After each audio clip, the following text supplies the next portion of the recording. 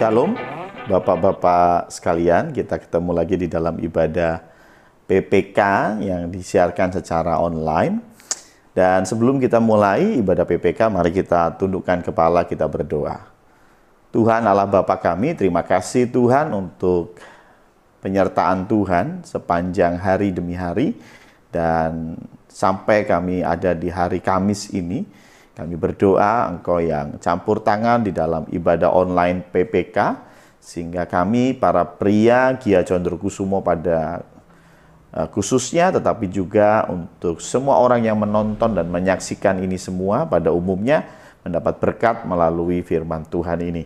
Kau pakai hamba-Mu yang kecil dan sederhana ini sebagai saluran firman Tuhan yang besar. Terima kasih Tuhan, hanya di dalam nama Tuhan Yesus Kristus kami berdoa. Amin. Oke, hari ini PPK kita akan mengambil dari kisah di bilangan 10. Ya. Bilangan ke-10 ayat yang pertama sampai dengan ayat yang ke-36. Ya, cukup panjang, tapi ini cerita yang menarik ya. Ini cerita bagaimana Musa setelah dia mendapatkan hukum Taurat, atau yang saya biasa sampaikan bahwa di Gunung Sinai ada sebuah agama baru yang lahir, yaitu agama Yahudi ya. Dan ini adalah lanjutannya ya, setelah Musa mendapat hukum-hukum Taurat, kemudian mereka mulai berangkat melanjutkan perjalanan dari Gunung Sinai. Karena itu kita akan baca dari bilangan 10 ayat yang ke-11 dan seterusnya. Demikian firman Tuhan. Judul perikopnya sih sudah jelas ya, berangkat dari Gunung Sinai ya, setelah mendapat hukum Taurat. Ayat 11, demikian firman Tuhan. Pada tahun yang kedua, pada bulan yang kedua, pada tanggal 20 bulan itu, naiklah awan itu dari atas kemah suci tempat hukum Allah. Lalu berangkatlah orang Israel dari padang gurun Sinai menurut aturan keberangkatan mereka. Kemudian diamlah awan itu di padang gurun Paran. Itulah pertama kali mereka berangkat menurut titah Tuhan dengan perantaraan Musa. Ya. Terdahulu berangkatlah laskar yang di bawah panji-panji Bani Yehuda menurut pasukan mereka. Yang mengepalai laskar itu ialah Nahason bin Aminadab. Yang mengepalai laskar suku Bani Isakar ialah Nataniel bin Zuar.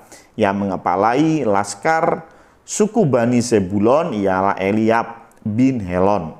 Sesudah itu kemah suci dibongkar dan berangkatlah Bani Gerson dan Bani Merari yang mengangkat kemah suci itu. Jadi 3 suku berangkat dulu di depan, setelah 3 suku baru bait Allah atau kemah suci. Waktu itu belum jadi bait Allah, masih portable ya. Kemah suci dibongkar dan kemudian baru 9 suku yang lain mengikuti di belakang ya. Ayat 18. Kemudian berangkatlah laskar yang di bawah panji-panji Ruben menurut pasukan mereka. Yang mengepalai laskar itu ialah Elizur bin Sedeur.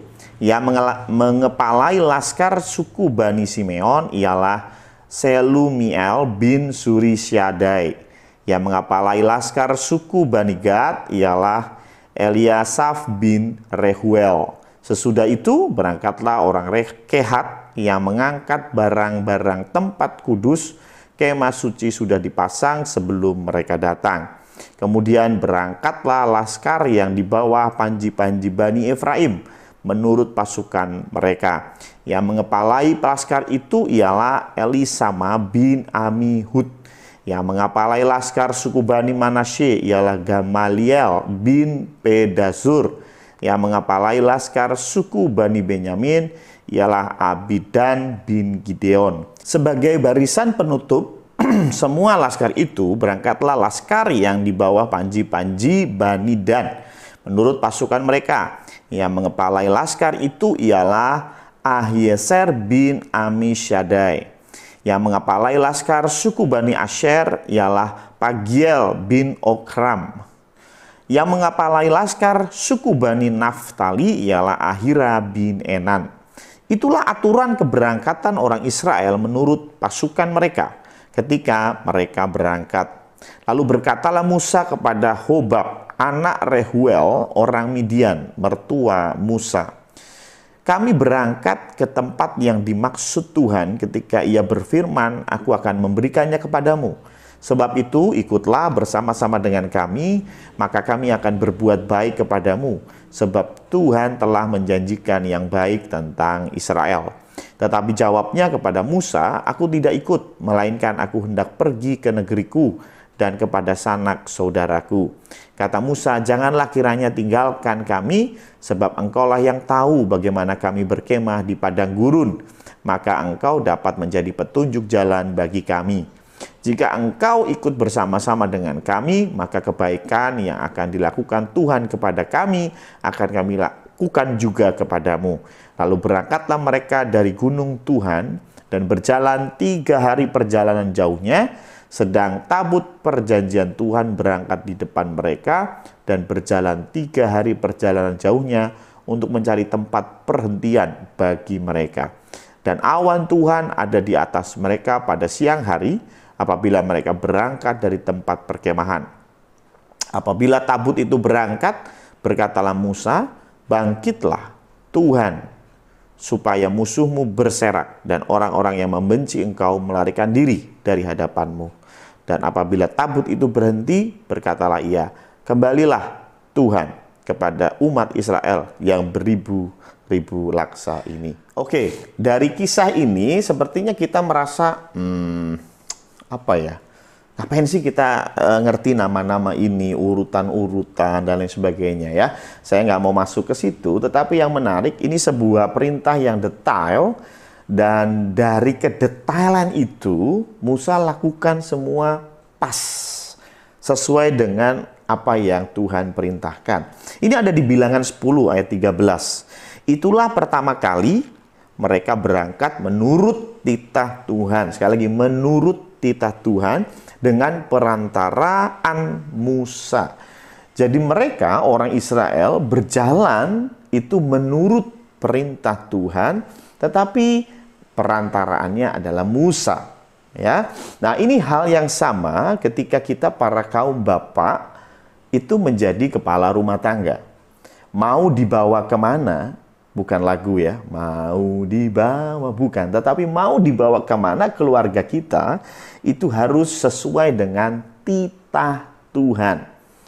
Mau dibawa kemana, arah tujuan keluarga kita, ini harus sesuai dengan titah Tuhan. Tetapi, hai engkau kaum bapak-bapak, engkau adalah perantaraannya. Ya, sama seperti orang Israel yang menurut perintah Tuhan, titah Tuhan, aturan Tuhan, dan perantaraannya adalah Musa. Di dalam konsep keluarga, bapak-bapak sekalian, tentunya perantara ya adalah Anda sendiri. Seorang ayah, seorang kepala keluarga, itu adalah perantara dari perintah Tuhan. Perintah Tuhan datang kepada engkau, dan engkau menjadi perantara. Bagaimana anak-anakmu, istrimu, semua mengikuti aturan Tuhan, ini semua tergantung perantaranya. Artinya engkau punya tugas untuk menyampaikan titah Tuhan tadi kepada istri dan anak-anakmu. Ya, engkau punya tugas untuk sebisa mungkin istri dan anak-anakmu melakukan sesuai dengan titah Tuhan. Ya, memang mereka tidak mendengar langsung, tetapi dari engkau. Tetapi apa yang kau sampaikan itu adalah perintah Tuhan. Ini sama seperti Adam dan Hawa. Ya, ketika Tuhan memberikan aturan jangan makan pohon pengetahuan yang baik dan jahat, waktu itu Tuhan sampaikan kepada Adam. Hawa belum diciptakan. Kepada kepala keluarga, istri belum ada. Tetapi istri kemudian mendengar hal itu dari Adam. Makanya ketika Hawa bercakap-cakap dengan ular, Hawa tahu bahwa ada pohon yang tidak boleh dimakan. Dari mana Hawa tahu? Tentu dari Adam. Ya, karena Adam adalah perantara. Sama halnya dengan Musa. Musa adalah perantara. Masalah nanti jemaat Israel atau orang Israel ini mau taat atau tidak taat, itu urusan mereka dengan Tuhan. Tetapi sebagai perantara, Musa harus bekerja keras supaya titah Tuhan bisa tersampaikan dengan baik, bisa dilaksanakan dengan baik. Ya, ini yang pertama. Dan ini indah sekali bagaimana orang Israel berjalan sesuai dengan perintah Tuhan. Keluarga yang baik, keluarga yang harmonis, keluarga yang menjadi berkat, tidak lain adalah keluarga yang berjalan sesuai dengan titah Tuhan. Dan sekali lagi, ada peran penting bagi bapak-bapak sebagai perantara firman itu. Ini yang pertama. Yang kedua, yang lebih menarik adalah ketika kita baca cerita tentang ini, ayat 29. Lalu berkatalah Musa kepada Hobab. Who is Hobab? Ya. Anak Rehuel orang Midian, mertua Musa, ya.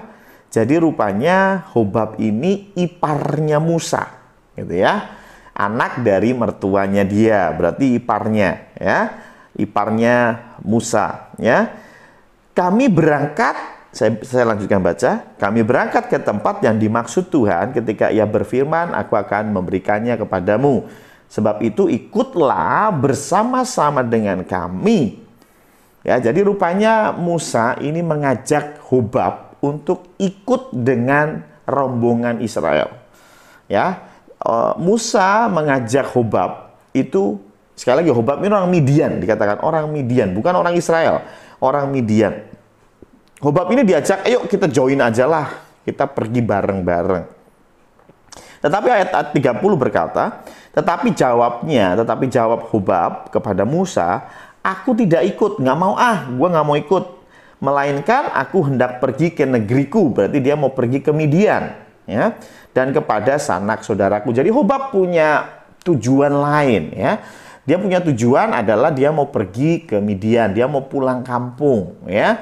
Dia mau mudik, ya. Jadi karena ini belum ada COVID zaman Musa, jadi nggak apa-apa mudik, nggak dilarang, ya. Jadi rupanya Hobab ini pengen mudik, pengen kembali ke rumah dia, ya, ke sanak saudaranya.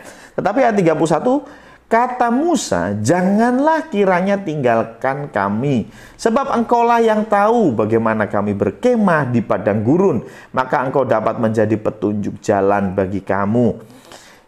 Ayat 32, jika engkau ikut bersama-sama dengan kami, maka kebaikan yang dilakukan Tuhan kepada kami akan kami lakukan juga kepadamu.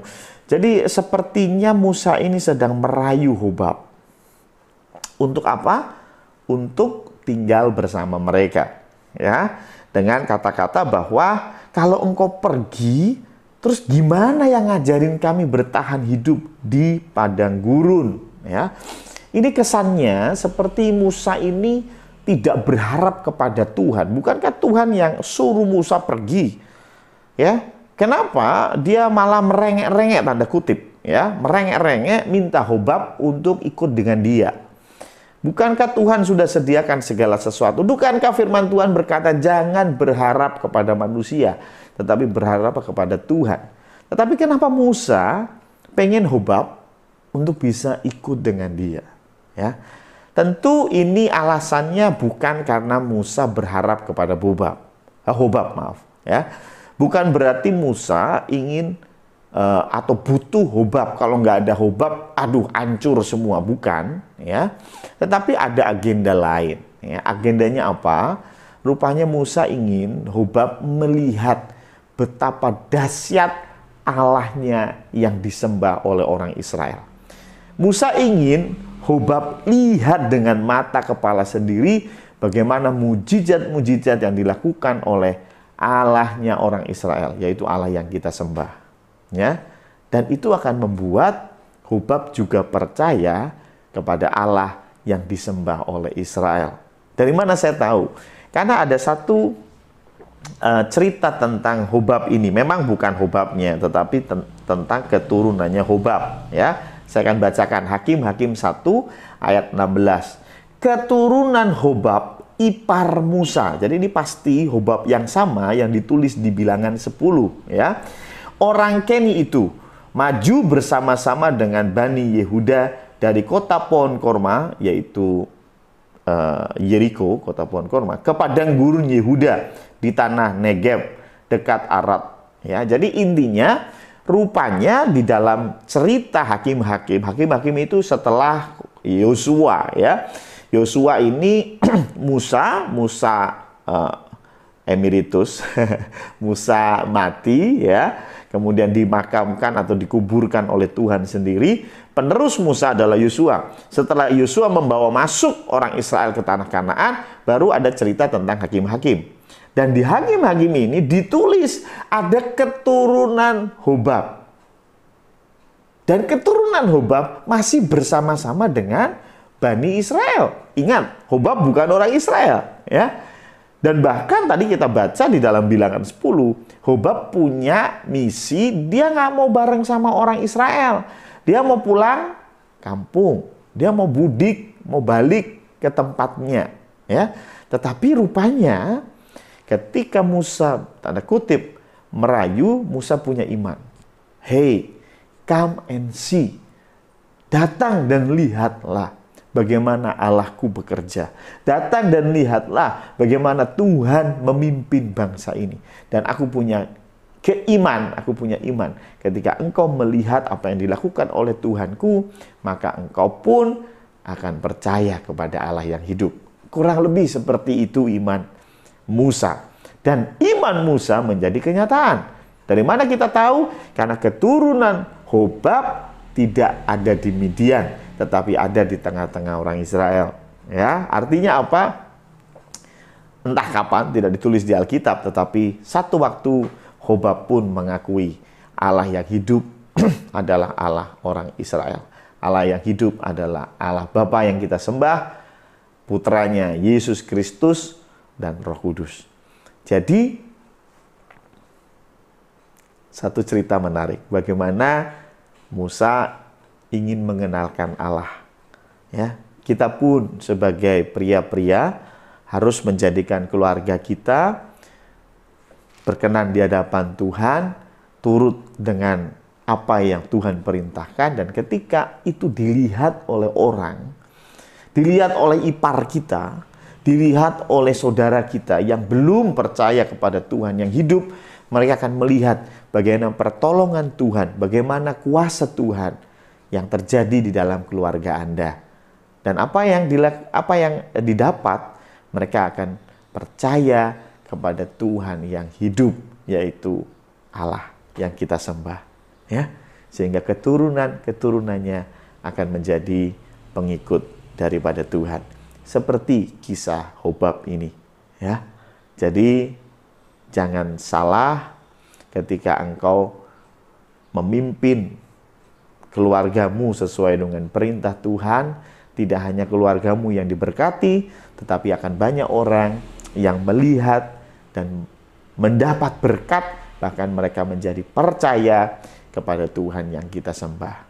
Sama halnya ketika kita juga di dalam kondisi Indonesia Raya, ya, di tengah-tengah bangsa dan negara ini, ketika orang Kristen ada di tengah-tengah bangsa dan negara ini, maka kita pun harus menunjukkan kualitas yang berbeda. Kita harus bisa menunjukkan kuasa Tuhan melalui kehidupan kita.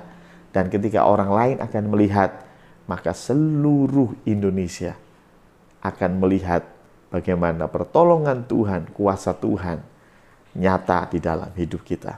Itulah mengapa saya sengaja syuting dengan background peta Indonesia. Ya, ini negara yang aku kasihi, aku cintai.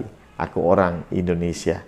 Sama halnya dengan Anda semua, Anda memang tinggal di Condrokusumo, berjemaat di Condrokusumo, tapi engkau adalah orang Indonesia. Melalui keluargamu, engkau bisa menjadi berkat bagi Indonesia. Tuhan memberkati. Mari kita tundukkan kepala, kita berdoa. Tuhan Allah Bapa kami, terima kasih untuk firman yang kami dengar. Kami belajar bagaimana Musa bisa menjadi perantara engkau untuk meneruskan titah-titah Tuhan, untuk meneruskan aturan-aturan Tuhan. Kami juga berdoa, engkau berikan kekuatan kepada para pria-pria yang ada di Indonesia, tetapi secara khusus pria-pria Gia Condrokusumo, sehingga mereka bisa menjadi perantara yang baik bagi keluarga mereka masing-masing. Dan ketika itu terjadi, kami yakin akan ada banyak hobab-hobab yang melihat apa yang Tuhan sudah kerjakan di dalam keluarga kita. Dan mereka pun akan berlutut dan berseru bahwa Tuhan Yesus Kristus adalah Allah yang hidup. Terima kasih Tuhan, terima kasih. Pakai kami, para pria-pria, untuk menjadi pengantaramu, sehingga kami bisa membawa banyak orang melihat kemuliaan Tuhan. Terima kasih Tuhan, terima kasih. Hamba-Mu sudah selesai berbicara, Engkau yang sempurnakan melalui Roh Kudus-Mu. Hanya di dalam nama Tuhan Yesus Kristus, Tuhan dan Juru Selamat kami yang hidup, Tuhan yang sudah mati untuk menebus dosa kami berdoa. Amin.